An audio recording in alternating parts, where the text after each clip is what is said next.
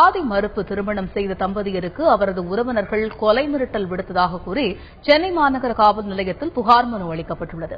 திண்டுக்கல் மாவட்டத்தைச் சேர்ந்த சத்தியசுந்தரமும் மதுரையில் உள்ள கல்லூரியில் உதவி பேராசிரியராக பணிபுரிந்து வரும் முத்து தமிழ்ச்செல்வியும் கடந்த 2 வருடங்களுக்கு முன்பு திருமணம் செய்துள்ளனர்.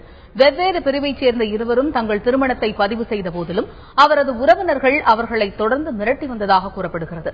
இதனிடையே அவர்கள் இருவரையும் கொலை செய்து விடுவதாக உறவினர்கள் மிரட்டியதை அடுத்து தங்களுக்கு உரிய பாதுகாப்பு வேண்டும் என கோரி தம்பதியர் இருவரும் சென்னை மாநகர காவல் ஆணையரிடம் புகார் மனு அளித்தனர். எங்க வீட்டுல தொடர்ந்து எதிர்ப்பு இருந்தனால சரி ரெஜிஸ்டர் பண்ணிட்டு அதுக்கப்புறம் சம்மதத்தோட கல்யாணம் பண்ணிக்குவோம் அப்படின்னு 2014 முறைப்படி ரெஜிஸ்டர் பண்ணிட்டோம். என்னோட பிரதர் என்ன போன்ல கான்டாக்ட் பண்ணி 1 வாரம் உனக்கு டைம் கொடுக்கறேன், நீ அப்படியே செத்து போயிரு, இல்லைன்னா நானே உன்னை கொன்றுவேன், அவங்க வீட்டுல இருக்கிறவங்களையும் கொன்றுவேன் போன்ல சொன்னாங்க.